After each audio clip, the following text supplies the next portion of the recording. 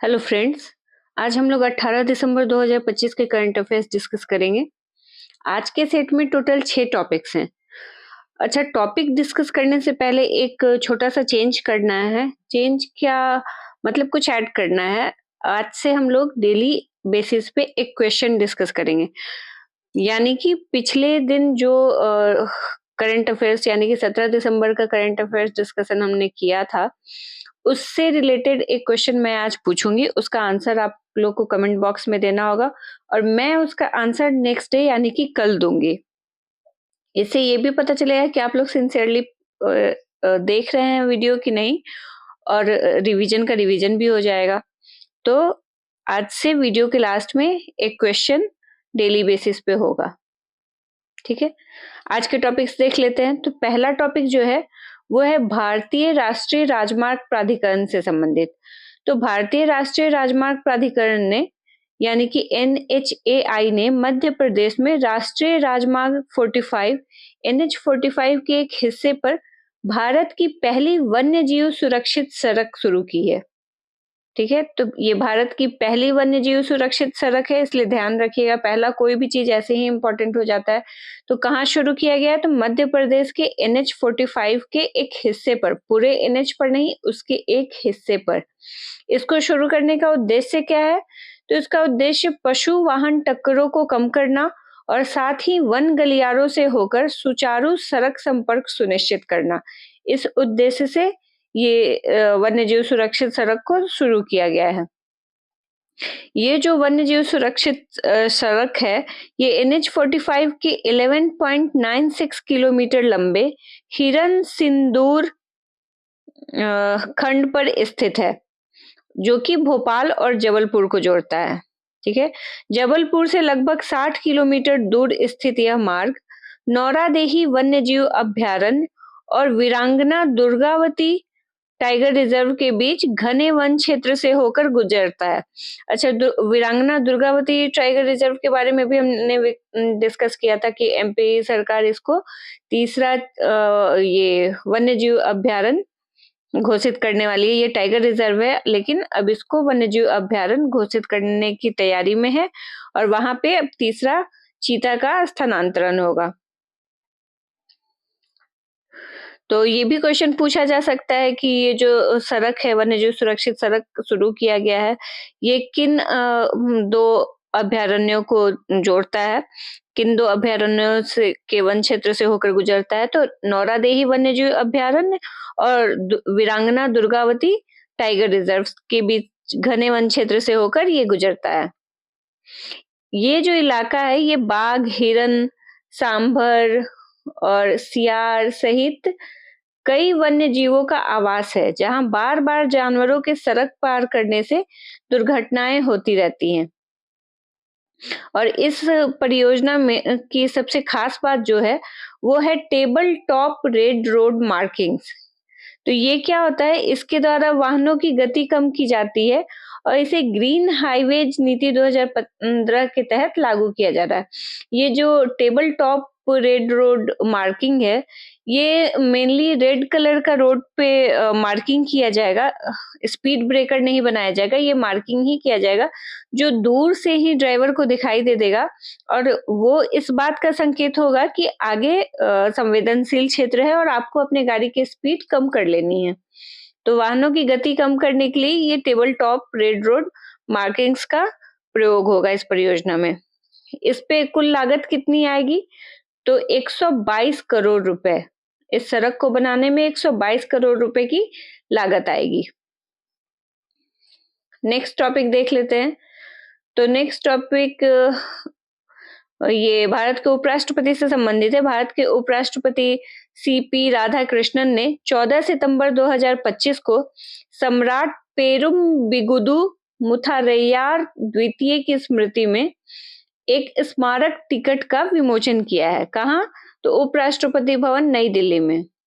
ये जो राजा हैं सम्राट पेरुम्बिदुगु मुथारैयार II, इनको सुवर्ण मारन के नाम से भी जाना जाता है। ये हिस्ट्री में क्वेश्चन पूछ सकता है। आजकल एग्जाम में मेनली स्टैटिक पार्ट से जो क्वेश्चन पूछता है वो भी करंट से रिलेटेड क्वेश्चन पूछता है। जैसे अगर पॉलिटी से रिलेटेड कोई न्यूज है तो वो पूछ लेता है, पॉलिटी का पॉलिटी भी हो जाता है, करंट का करंट भी हो जाता है। हिस्ट्री से रिलेटेड कोई क्वेश्चन दिया है न्यूज में तो वो पूछ लेता है, इन्वायरमेंट का क्वेश्चन पूछता है। तो मेनली यूपीएससी यूपीएससी तो ऐसे पूछता ही है, लेकिन बाकी एग्जाम भी आजकल इसी पैटर्न को फॉलो करने लगे हैं। तो ये सब भी जो क्वेश्चन हो हिस्ट्री से रिलेटेड, पॉलिटी से रिलेटेड, ये सब ध्यान रखिएगा लोग। तो ये भी राजा जिनके नाम पे स्मृति में स्मारक टिकट जारी किया है उपराष्ट्रपति ने, इनका नाम भी आप लोग ध्यान रखिएगा।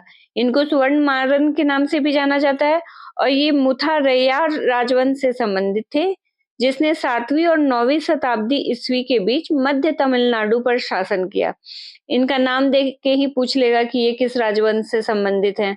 तो ये राजवंश का नाम भी याद रखिएगा, मुथारैयार राजवंश। ये जो कार्यक्रम है ये केंद्र सरकार की उस निरंतर पहल का हिस्सा है जिसके अंतर्गत तमिलनाडु के कम ज्ञात शासकों और सांस्कृतिक प्रतीकों को राष्ट्रीय स्तर पर सम्मान दिया जा रहा है। तो केंद्र सरकार की एक स्कीम है जिसके तहत तमिलनाडु के कम ज्ञात शासकों और सांस्कृतिक प्रतीकों को राष्ट्रीय स्तर पर सम्मान दिया जा रहा है। उसी कार्यक्रम के तहत इन राजा के नाम का स्मारक सिक्का उपराष्ट्रपति ने जारी किया है। नेक्स्ट टॉपिक जॉन सीना से संबंधित है। तो जॉन सीना कौन है? ये WWE के एक रेसलर हैं, काफी नामी रेसलर हैं। तो इन्होंने ये हमेशा से महान सुपर स्टारों की श्रेणी में रहे हैं रेसलर की दुनिया में, रेसलिंग की दुनिया में। तो इन्होंने दिसंबर 2025 में आधिकारिक रूप से इन रिंग प्रतियोगिता से संन्यास ले लिया है और 13 दिसंबर को आयोजित नाइट्स मेन इवेंट्स में इन्होंने अपना अंतिम मुकाबला खेला और इसके साथ ही इनके शानदार और ऐतिहासिक रेसलिंग कैरियर का अंत हो गया क्योंकि इन्होंने संन्यास ले लिया है। John Cena. नेक्स्ट टॉपिक है भारत की आर्थिक नीति थिंक टैंक से संबंधित। तो भारत की आर्थिक नीति थिंक टैंक संस्था national council of applied economic and research ने सुरेश गोयल को अपना नया महानिदेशक यानी कि डायरेक्टर जनरल नियुक्त किया है। ठीक है, तो उनका कार्यकाल कब से शुरू होगा? तो उनका कार्यकाल 5 जनवरी 2026 से प्रभावी होगा और उन्होंने पूनम गुप्ता का स्थान लिया है, यानी कि सुरेश गोयल से पहले इस पद पर पूनम गुप्ता थी। इनका कार्यकाल अप्रैल 2025 में समाप्त हो गया है। अब NCAER क्या है? तो NCAER यानी कि national council of applied economic research, ये भारत की सबसे पुरानी और प्रतिष्ठित स्वतंत्र आर्थिक अनुसंधान संस्थानों में से एक है और ये केंद्र और राज्य सरकारों के नीति निर्माण में सहयोग देने के लिए नीति उन्मुख अनुसंधान करता है। तो ये केंद्र और राज्य सरकारों को इकोनॉमिक्स के क्षेत्र में नीति निर्माण में हेल्प करने के लिए एक संस्था है NCAER। इसके महानिदेशक कौन नियुक्त हुए हैं? तो सुरेश गोयल। नेक्स्ट टॉपिक है कानून एवं न्याय मंत्रालय से संबंधित। तो कानून एवं न्याय मंत्रालय के पूर्व सचिव राजकुमार गोयल ने 15 दिसंबर 2025 को केंद्रीय सूचना आयोग के मुख्य सूचना आयुक्त यानी कि चीफ इंफॉर्मेशन कमिश्नर के रूप में शपथ ग्रहण की है और उनको शपथ किसने दिलाया है? तो राष्ट्रपति द्रौपदी मुर्मू द्वारा राष्ट्रपति भवन में उनको ये शपथ दिलाई गई है। RTI अधिनियम 2005 के तहत इनका कार्यकाल 3 वर्षों का होगा। ठीक है, तो कितने दिनों के लिए नियुक्त हुए हैं? 3 वर्षों के लिए। अच्छा, प्रधानमंत्री के प्रधान सचिव अभी कौन है? ये भी बहुत इंपॉर्टेंट क्वेश्चन है। तो PK मिश्रा, ये प्रधानमंत्री के प्रधान सचिव हैं अभी। अब केंद्रीय सूचना आयोग के बारे में जान लेते हैं। तो इसका गठन सूचना का अधिकार अधिनियम यानी कि RTI एक्ट 2005 के तहत हुआ है और इसकी भूमिका क्या होती है? तो ये सार्वजनिक प्राधिकरणों के कामकाजों में पारदर्शिता और जवाबदेही सुनिश्चित करता है, सूचना से जुड़े अपीलों और शिकायतों का निपटान करता है। तो ये इसका काम होता है। इसकी संरचना देख लेते हैं। इसमें मुख्य जो केंद्रीय सूचना आयोग है, इसमें कौन-कौन होते हैं, किन लोगों से मिलके ये बनता है। तो आयोग का नेतृत्व मुख्य सूचना आयुक्त करते हैं और इसमें अधिकतम 10 सूचना आयुक्त हो सकते हैं।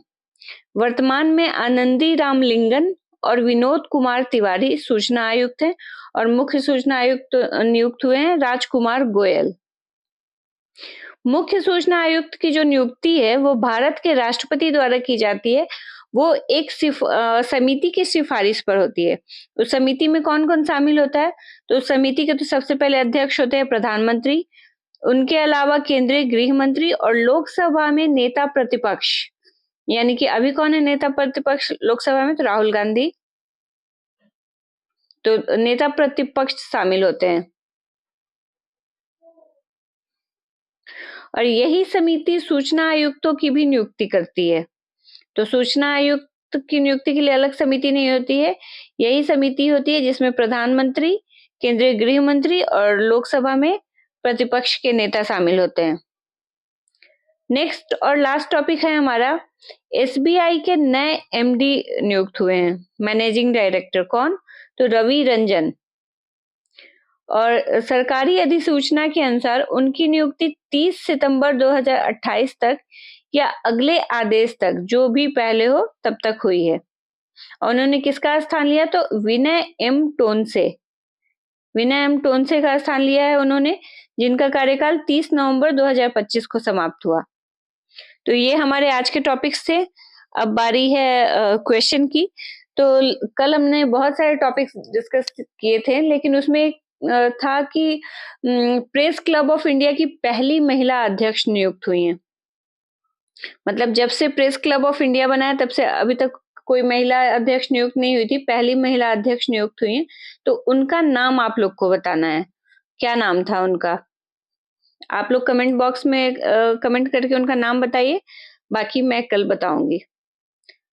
चलिए, तो मिलते हैं नेक्स्ट डे। Thank you.